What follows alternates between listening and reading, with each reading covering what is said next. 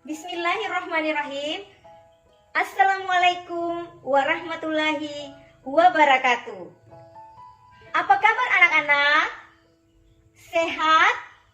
Semoga kita selalu sehat dan tetap dalam lindungan Allah Subhanahu wa Ta'ala. Tidak terasa kita sudah masuk ke materi yang terakhir di semester ini, yaitu bab 9 dengan tema kembangkan kegemaran membaca. Membaca kewajiban kalian sebagai seorang pelajar. Membaca buku. Membaca buku itu bukan hanya buku pelajaran, tetapi masih banyak buku yang lain seperti yang kalian suka, komik, cerpen, novel, roman, masih ada fabel, legenda, dan buku-buku yang bersifat pengetahuan seperti buku biografi, karya ilmiah. Tiada hari tanpa membaca buku, karena buku adalah jendela dunia. Itulah ungkapan klasik yang sering kita dengar. Seorang pembaca mampu menyaksikan peristiwa bersejarah di masa silam, membaca tanda-tanda masa kini, dan membayangkan situasi masa depan yang belum pernah terjadi sebelumnya. Penulis menuangkan pikiran-pikirannya dalam sebuah buku, sehingga buku itu menjadi saksi sejarah yang selalu hidup di sepanjang masa. Buku tak pernah mati walaupun pengarangnya sudah meninggal. Contohnya, Chairil Anwar, belum 5 tahun Indonesia merdeka, beliau sudah meninggal, tetapi karyanya sampai sekarang tetap dipelajari, tetap dibaca, dan menjadi referensi dalam membuat karya ini. Isi dari buku fiksi itu bersifat imajinatif atau daya khayalan. Berbanding terbalik dengan buku non-fiksi. Buku non-fiksi adalah buku yang berisi kejadian yang sebenarnya. Jadi, isi dalam buku non-fiksi berisi informasi yang bisa diambil oleh pembaca. Makanya, penyusunan buku non-fiksi harus melalui pengamatan maupun penelitian agar isinya dapat dipertanggungjawabkan dan berdasarkan data-datanya. Isi dari buku non-fiksi bisa dijadikan referensi bagi pembaca. Setelah pengertian, sekarang kita masuk ke ciri-ciri buku fiksi dan buku non-fiksi. Ciri-ciri buku fiksi adalah penulisannya menggunakan gaya bahasa atau majas. Kemudian, banyak menggunakan kata-kata yang bersifat konotatif.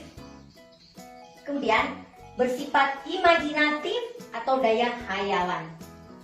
Sedangkan buku non-fiksi itu penulisannya harus formal, jadi berkaitan dengan kata baku. Kemudian, penulisannya menggunakan kata-kata yang bersifat denotatif.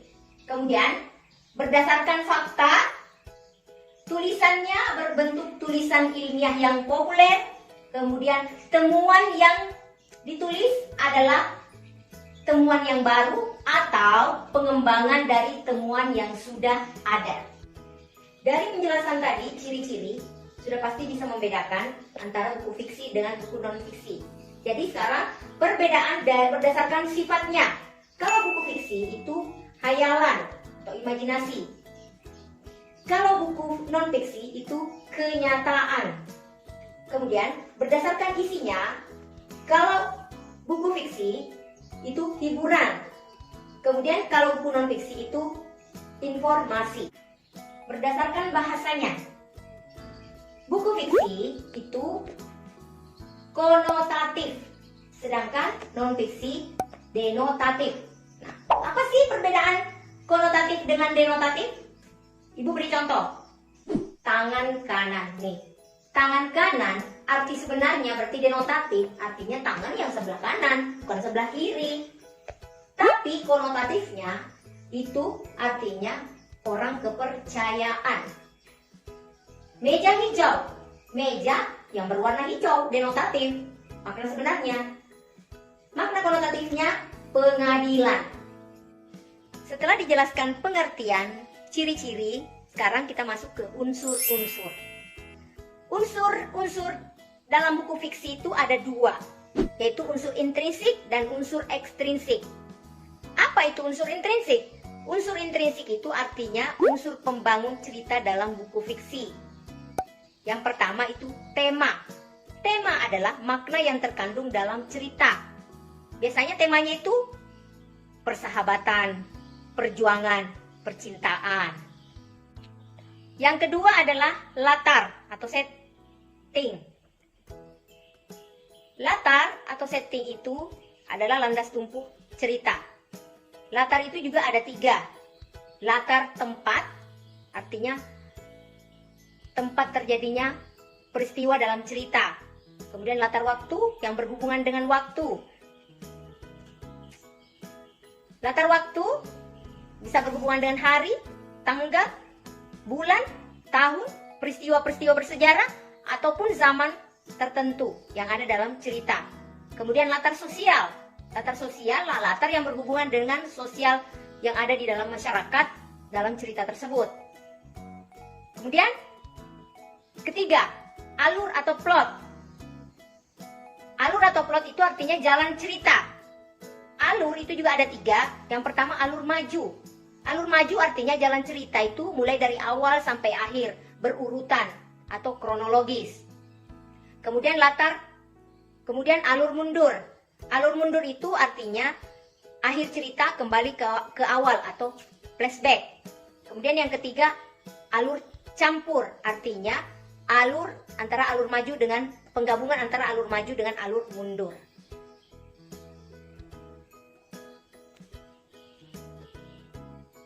Yang keempat adalah sudut pandang. Sudut pandang itu artinya cara pengarang menempatkan dirinya dalam cerita. Sudut pandang pun ada 3, yaitu sudut pandang orang pertama. Sudut pandang orang pertama itu artinya penulis akan ada di dalam cerita, ditandai dengan banyak kata aku. Kemudian sudut pandang orang ketiga artinya penulis tidak ada di dalam cerita, makanya banyak menggunakan kata dia. Kemudian sudut pandang campuran artinya penggabungan antara sudut pandang orang pertama dan sudut pandang orang ketiga.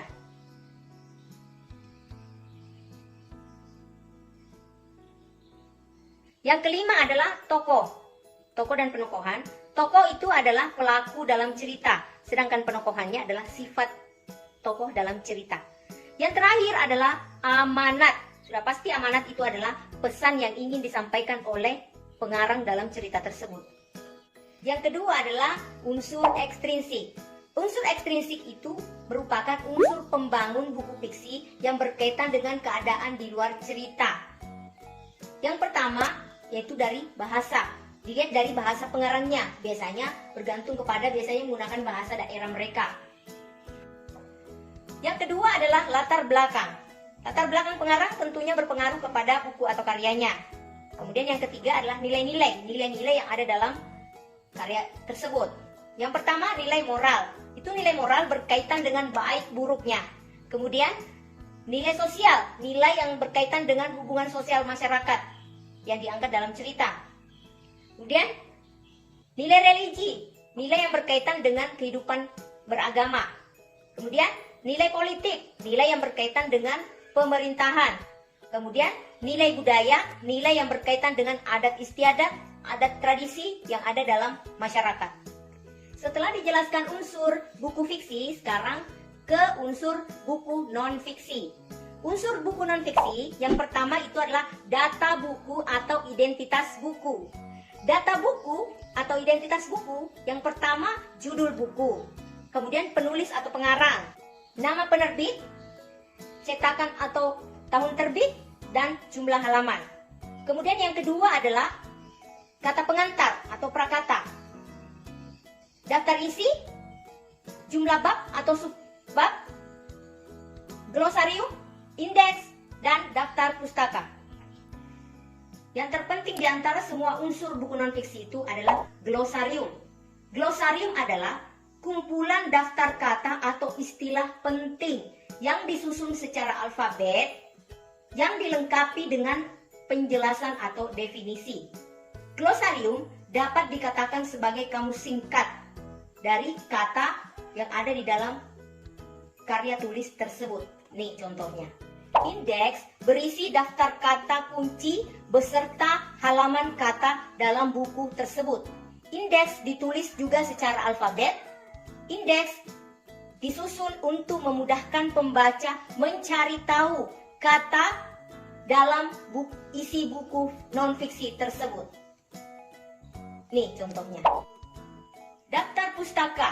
Daftar pustaka itu acuan atau referensi yang digunakan dalam membuat karya tersebut.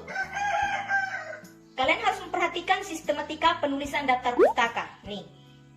Kemudian ada pedoman, yaitu na, ta, ju, ko, pen.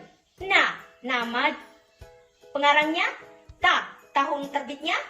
Ju, judul buku. Ko, kota penerbit. Pen, penerbitan buku tersebut.